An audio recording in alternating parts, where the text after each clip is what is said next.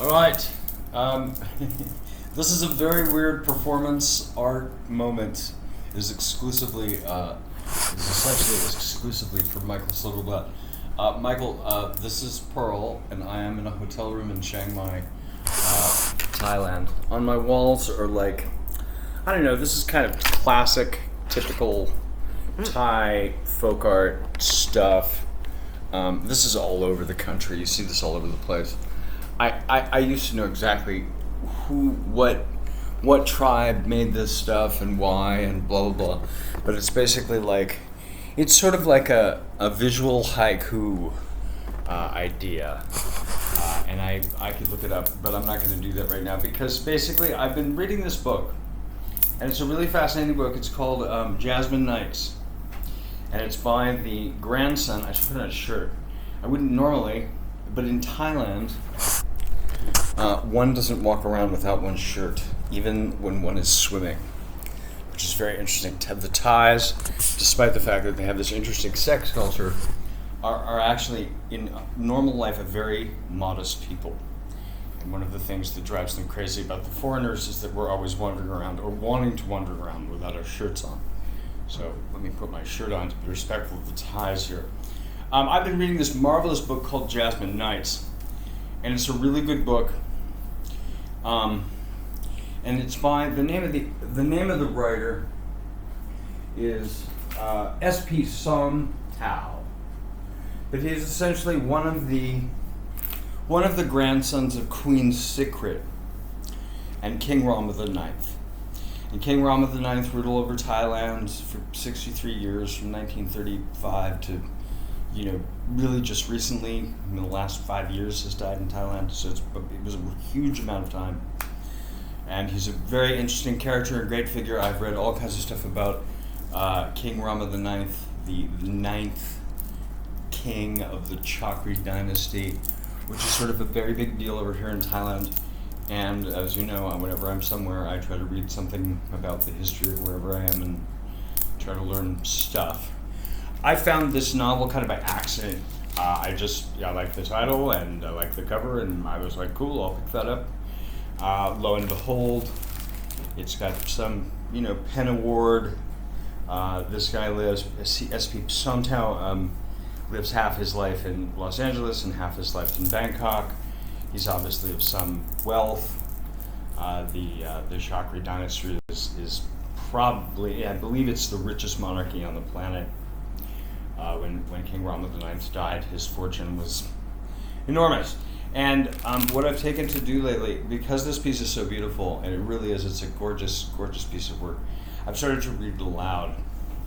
And the cadences of it are very, there's sort of a mixture of Thai, but like anybody who's Thai, who's what they call high society or high so Thai, goes to international school, and so they speak flawless Oxford English, they tend to speak French, and of course High Thai, Central Bangkok Thai is what it's called, and it's a very the high so kids is what I call them, are the most interesting characters that I tend to meet in Thailand, because they're very, of course they come from some kind of privilege, and they're very tuned into multiple cultures. They're tuned into Thailand, they're tuned into Europe, they're tuned into, England, and oftentimes the United States. They have connections in Los Angeles and New York and wherever else. And they have a global fluidity that I have never really experienced in people other than, say, like kids from Geneva. It's just like there's a whole kind of fluidity to the Thai the high so kid. And because they tend to be, the ones I meet tend to be youngsters. They tend to be kind of these, slouching hipsters, playing in jazz bands and, being DJs and late night bistros and, just like slow-eyed hipsters doing weird stuff in weird places, and, and there's a lot of that here in Chiang Mai. So I've been reading this piece aloud and just playing with like the high so reality.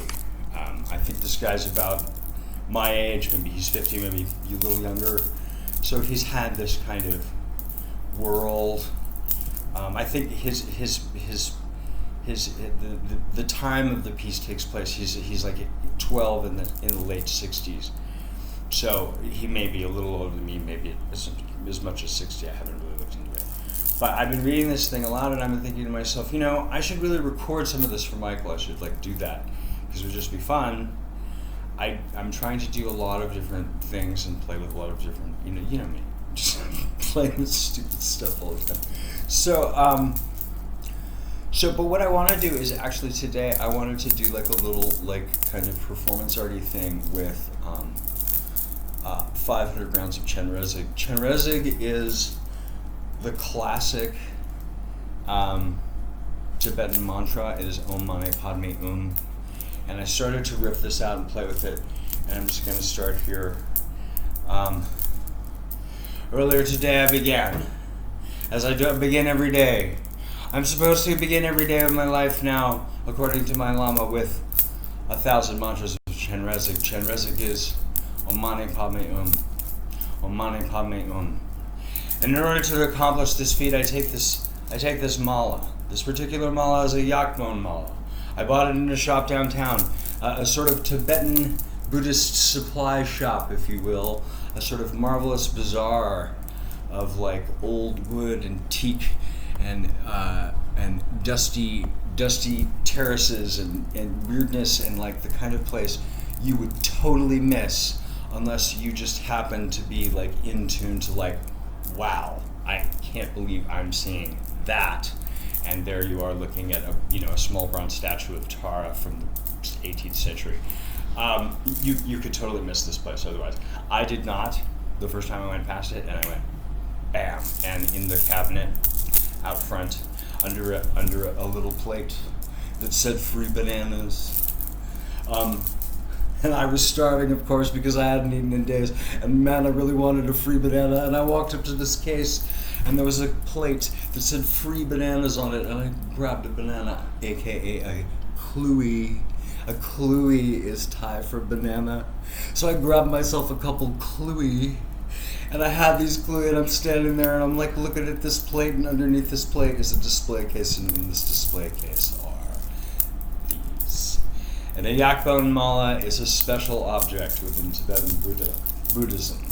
Many malas are made from many different types of material. Seed bead malas are most common. This is a mala set that I got made exclusively here in Thailand. This is made from teak wood beads. I bought 100 of them. Don't ask me what I'm going to do with those. I got a great deal on them. I wanted 100. Okay, so I have this yakbone mala, and every morning I wear it around my neck, which is not common in Hinduism, and Hindus tend to look at me weird, but it is kind of common within Tibetan Buddhism. You wear it around your neck because it's always there. It's a reminder of the Dharma all the time. And when you wake up in the morning, you do your meditations, you do your mantras. And the thing there are all kinds of different ways to meditate in the world. The most classic way of meditating is something sort of like this. You've seen the classic pose. I'll try and do it here. You sort of sit and you do this and sort of stare forward and try to clear your mind of everything. And that tends to be called, a kind of vipassana or a single-pointed concentration. Is what the Theravadans of Thailand do. But what I do a lot of is something called mantra meditation, and mantra meditation consists of taking a mantra and saying it over and over and over again. And the point of mantra meditation is that in the repetition, you block out everything else that the mind might otherwise be thinking about. It is basically a one-line poem that you repeat over and over and over and over and over again. And most of the mantras are small. They are like Om Mani Padme Um. They are only a few syllables. But there are mantras that I do that are 100 syllables long, and it takes half an hour to do 5 of them. And this is the sort of the poetry of Tibetan Buddhism, and it is a very interesting and fascinating world. But I'm just going to take this here, and I'm just going to say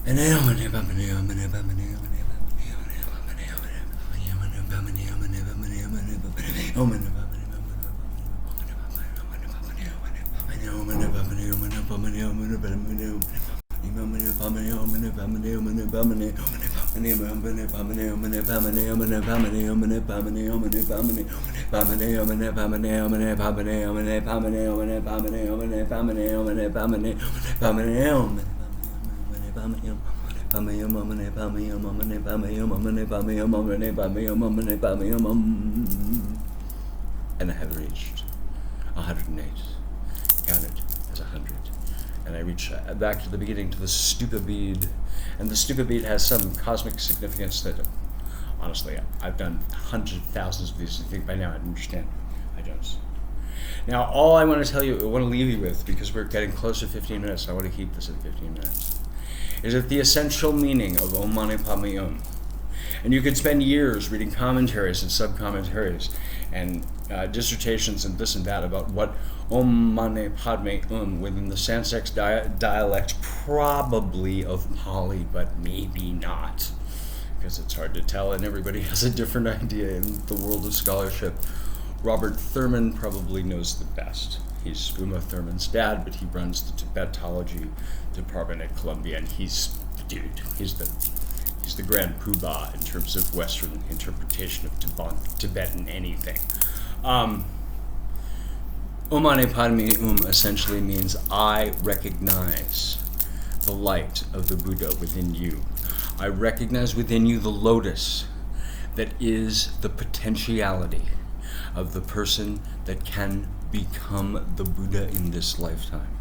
And Michael Silverblood, I say unto you, that as I have tried my level best to become as the Buddha in this lifetime, man, I often find myself, my dear, thinking of you and how much you have given to me. Om Mani Padme Hum, my friend.